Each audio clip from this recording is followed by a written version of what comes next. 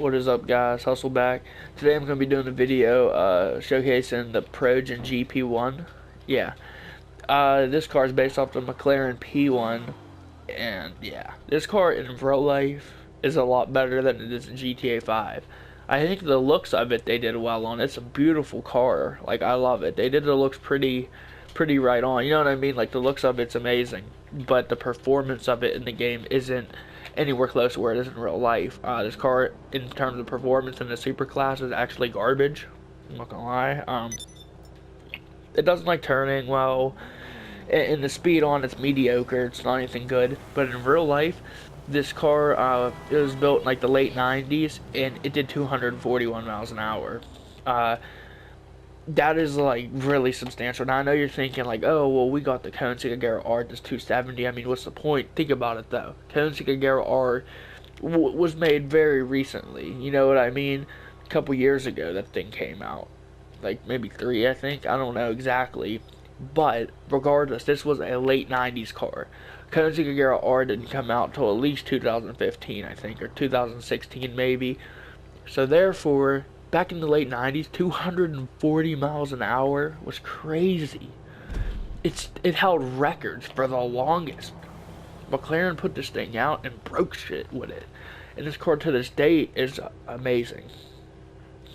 In real life, it actually can hold 3 people in it.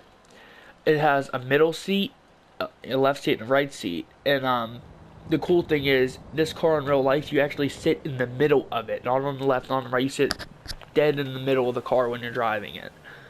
And I guess what that does is it's supposed to give you a better point of view so you can see the whole entire road. It's like being in a video game in real life. You're sitting in the middle so you can see what's to the right of you perfect, what's to the left of you. I guess that was what they were going for. Pretty damn awesome. And in the game visuals, they made this car amazing. You could do the interior. This is all stock. It comes stock with carbon fiber. The steering wheel on the stock says Progen on it. Looks amazing. Metal pedals. The design of the seats. I love the design of the seats and the way they made the trim go all around it so you can make the color of the car. It says Progen right there. That's pretty cool. I just think overall the interior of this car is awesome. Some cars you put trim on, whatever you make your trim, it doesn't really add up.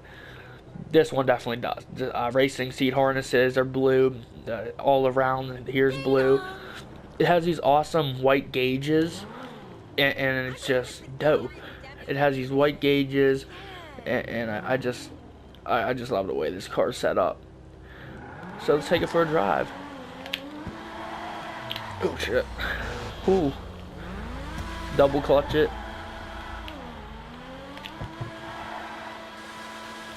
You can double clutch it, yes. I mean, I'm not saying it's like super slow or anything, but I mean, it's not like going against the top supercars is all I'm saying.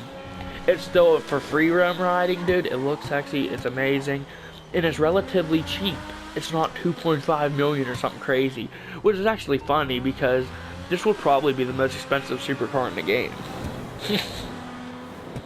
In real life, these cars go for about 12, 13, 14 million. Jay Leno has one. He has a massive car collection. This car is okay, it is fucking in there price-wise. They're like 12 million. Okay, that's a lot. I mean, fuck, 12 million? That might hold the record of the most expensive supercar in real life. 12 fucking million. I'm sorry to cuss so much. I don't have a filter today, but who cares? Because this car deserves it. We'll go on Legendary, and it's so cheap in GTA. I mean, I'm not saying it's like cheap, by no means. You'd have to grind a little bit to get it. But compared to what it is in real life, 1,260,000 isn't hateful at all for this car. Like I said, you're going to get it mostly for looks. It still performs decent, but you're not going to take the top tier supercar, sadly. In real life, it beat all of them. I mean, this one right here, the Koenigsegg R is 2.3 million. I don't know how this will go against it. I'm sure it could still hold something. Not in the game, though. Well, I don't know. It all depends. If you're a good driver, you could probably do it. When I'm going at high speeds, I have trouble turning it sometimes. It has so much grip, as you see right there. Like, It's more on the short bends though that it acts up. You know what I mean? I'm not short, but like narrow, like right here. Like, you know, I'm going in the other lane and shit. Like, it's just hard. Wide turns, it has a lot of grip and shit, but it's just, I don't know. Overall, you got to know how to drive it, and it's just not the best performing for races. I'm just telling you that now, but I mean, it looks amazing. It has a lot of customization. I recommend getting this car.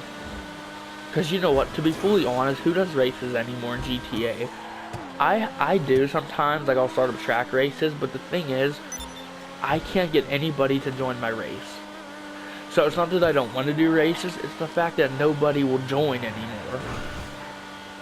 I'll start up a playlist and be lucky to get 2 people in it. I mean, shit. Regardless, this car sounds good, looks good, visual-wise, I mean, fuck, it's amazing. So yeah, I recommend getting it. Oh shit, first person, man, first person. It messed me up. I just wrecked a $12 million car. Not joking. But yeah, this car is awesome. I'd recommend getting it, and that's all I gotta say. The looks of it does the rest. I mean, this thing has a lot of detail and it's awesome. Yeah. Alright, peace.